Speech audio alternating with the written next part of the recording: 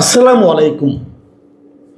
প্রিয় দর্শক, আপনাদের নিশ্চয়ই মনে আছে 2024 সালের জুলাই মাসে, পুরো জুলাই মাস এবং অগাস্টের প্রথম সপ্তাহের কয়েকদিন যে আন্দোলনটা চলেছিল দেশে, তৎকালীন যে শেখ হাসিনা সরকার ছিল তার বিরুদ্ধে যে আন্দোলনটা ছিল, সে আন্দোলনের মূল থিমটা কী ছিল, মূল ভাবটা কী ছিল, আন্দোলনের একেবারে শুরু থেকে আন্দোলনটা কী নিয়ে হয়েছিল।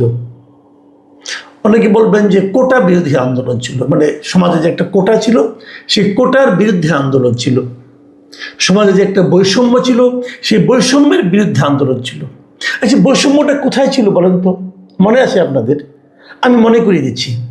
বৈষম্যটা মূলত ছিল যে ওই সময়ে মুক্তিযুদ্ধ কোটা নামে একটা কোটা ছিল।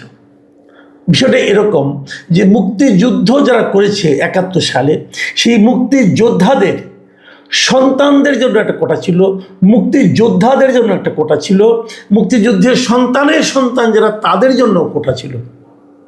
আরেকটু ডিটেলে বলি, মুক্তিযুদ্ধ হয়ে গেছে 24 সালে যদি আমরা ধরি, তাহলে 53 বছর আগে, তখন থেকে 53 বছর আগে। তো 53 বছর আগে যাদের যে যুদ্ধ হয়ে গেছে, সেই যুদ্ধে যারা অংশ নিয়েছে তাদের তো সরকারি চাকরি করার বয়স থাকার কথা না, তাই না? কারণ তখন যুদ্ধ যখন করে তখন তার বয়স মিনিমাম 14 বছর। তো 53 আর 14 মিলে 67 বছর, তখন তার সরকারি চাকরি করার কোনো সুযোগ নাই।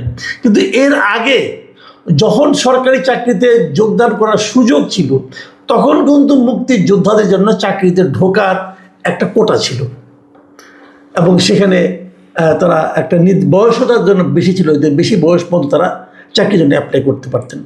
যখন তাদের চাকরির বয়সটা আর কুলাচ্ছে না, তাদের বয়স হয়ে যাচ্ছে, তখন এই কোটাটা বংশানুক্রমিকভাবে তাদের সন্তানদের উপরে আরোপিত হলো, যে সন্তানদেরও এই কোটা দেওয়া হবে। এটা নিয়েই কিন্তু যত আপত্তি, মুক্তিযুদ্ধের সন্তানরা ইউনিভার্সিটিতে ভর্তির সময় বাড়তি সুযোগ পাবে, তাদের জন্য কিছু কোটা থাকবে, তারা আগে ভর্তি হবে, তারা কম মার্কস পেলেও ভালোভাবে ভর্তি হতে পারবে, এরকম নানা ধরনের কোটা। এটা স্টুডেন্টরা বলতো এক ধরনের বৈষম্য, যে আমি বেশি নাম্বার পেয়েও আমার পাশে যে ছেলেটা বসে আছে, মেয়েটা বসে আছে, তার বাবা মুক্তিযোদ্ধা ছিল, অতএব সে আমার চেয়ে কম নাম্বার পেয়েও সুযোগ পাচ্ছে, কারণ তার জন্য একটা কোটা আছে। এটা এক ধরনের বৈষম্য। কিন্তু তখন তারা বলছিল সব কিছু হবে মেধা ভিত্তিক, যার মেধা ভালো সে কাজ করবে, সে সুযোগ পাবে। আরও বড় পরবর্তীতে চাকরি পাওয়ার ক্ষেত্রে, বিসিএস এর চাকরির ক্ষেত্রেও এই একই ঝামেলা ছিল, কোটা থাকতো। এই কোটাটা নিয়ে অনেক দিন ধরে আন্দোলন হচ্ছিল। 2018 সালে প্রথম একটা আন্দোলন হয়, সেই আন্দোলনের পর আন্দোলনের তোরে হাসিনা সরকার কোটাটাই বাতিল করেছে, যে কোনো কোটাই আর থাকবে না চাকরির ক্ষেত্রে, উনি বলেছিলেন। তারপরে এই 24-এ এসে আবার যেটা হলো, যে যারা কোটা বঞ্চিত হলো, ওই যে মুক্তিযুদ্ধের যারা থেকে বংশধর, তারা আবার হাইকোর্ট থেকে একটা রায় নিয়ে আসলো, না কোটাটা থাকবে। এটাকে কেন্দ্র করেই 2024-এর জুলাইয়ের আন্দোলনের সূত্রপাত। তাহলে আন্দোলনটা হলো কোটা বিরোধী আন্দোলন। সেই আন্দোলনটা কি মুক্তিযুদ্ধ বিরোধী আন্দোলন ছিল? না। মুক্তিযোদ্ধাদেরকে অপমান করার আন্দোলন ছিল? তাও ছিল না।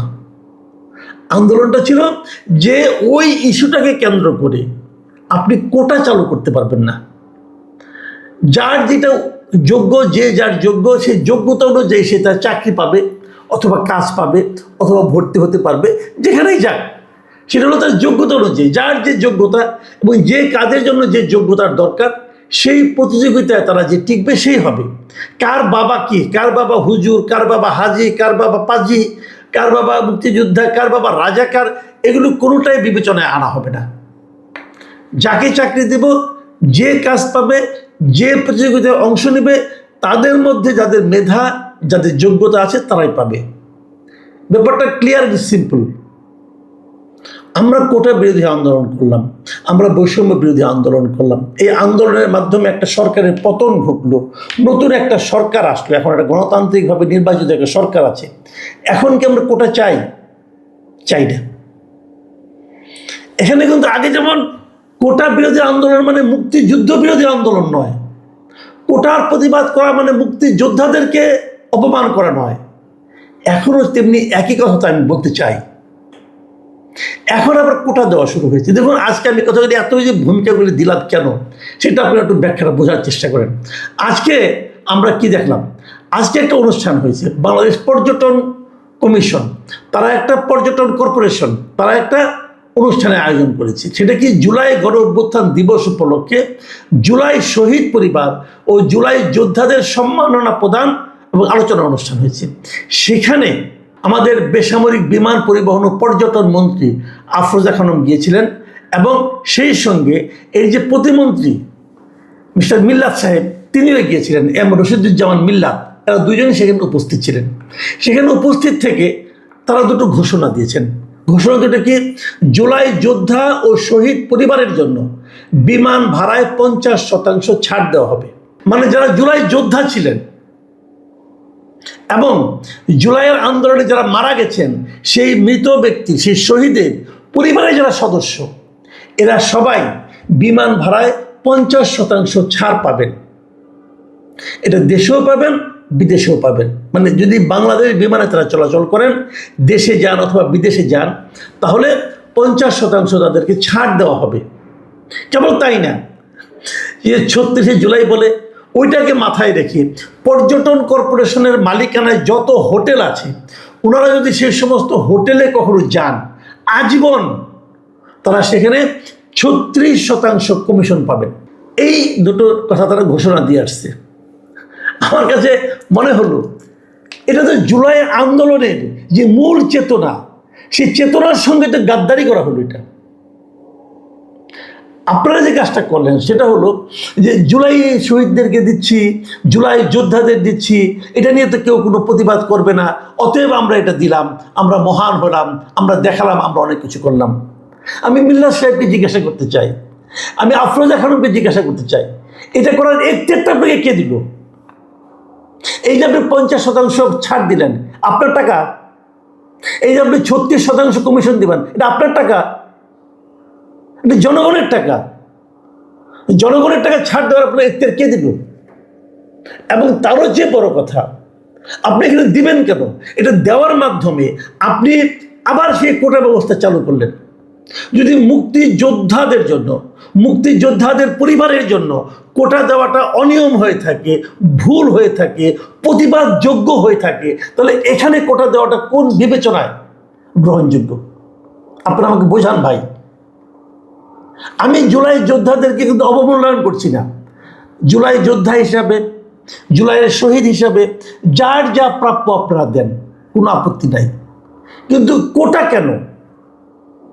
আপনি দেন, সম্মান দেন তাদেরকে। যা যা যে দেশের স্বাধীনতা সংগ্রামে, দেখেন মিল্লাত সাহেব একটা ভয়ঙ্কর কথা বলছেন কিন্তু সেখানে। উনি বলতেছেন যে ইদানিং 1971 সালের মুক্তিযোদ্ধাদের সঙ্গে 2024 সালের জুলাই যোদ্ধাদের তুলনা করা হচ্ছে, যা কোনোভাবেই যৌক্তিক নয়। খুব ভালো কথা, আমি আপনার কথা মানতে রাজি আছি। তারপর উনি কি বললেন, 1971 সালের যোদ্ধারা দেশ স্বাধীন করেছেন, আর 2024 সালের যোদ্ধারা দেশের সার্বভৌমত্ব রক্ষা করেছেন। এটা কিভাবে সম্ভব? সার্বভৌমত্ব তো আমাদের দেশে সবাই রক্ষা করতেছে। জুলাই যোদ্ধারা বলতে পারেন যে একটা স্বৈরাচারী সরকারের পতন ঘটিয়েছে, সার্বভৌমত্ব কেমন তারা রক্ষা করলো ভাই? সার্বভৌমত্ব রক্ষা করার জন্য পুলিশ আছে, বিডিআর আছে, আর্মি আছে, দেশের জনগণ আছে, ওনারা কিভাবে সার্বভৌমত্ব রক্ষা করলো? এটা বোঝান আপনি আমাকে। হয়তো আপনি বলতে চাচ্ছেন যে এই সরকার, আওয়ামী লীগ সরকার, ভারত সরকারের তাবেদারে পরিণত হয়ে আমাদের সার্বভৌমত্ব খুইয়েছিল। যে সার্বভৌমত্ব খোয়ানোর কথা বলেন, সেটা তো আপনারা সরকার গঠন করার পর করেছেন। সেটা হলো মার্কিন যুক্তরাষ্ট্রের সঙ্গে চুক্তি করে। মার্কিন যুক্তরাষ্ট্রের সঙ্গে যে গোলামি চুক্তি আপনারা করেছেন, তাতে আমাদের সার্বভৌমত্ব গেছে। আমরা এখন বিদেশ থেকে তেল কিনতে হলে মার্কিন যুক্তরাষ্ট্রের অনুমতি নিয়ে কিনতে হয়, আগে ভারতের অনুমতি নিয়ে কিছু কিনতে হতো না আমাদের। সার্বভৌমত্ব কারে কি বুঝাচ্ছেন ভাই? এইগুলি ঠিক না। মুখে যা আসবে তাই বলবেন, এগুলো ঠিক না। একটা গোষ্ঠীকে খুশি করার জন্য যা ইচ্ছা তা দিয়ে দিবেন, এটাও ঠিক না।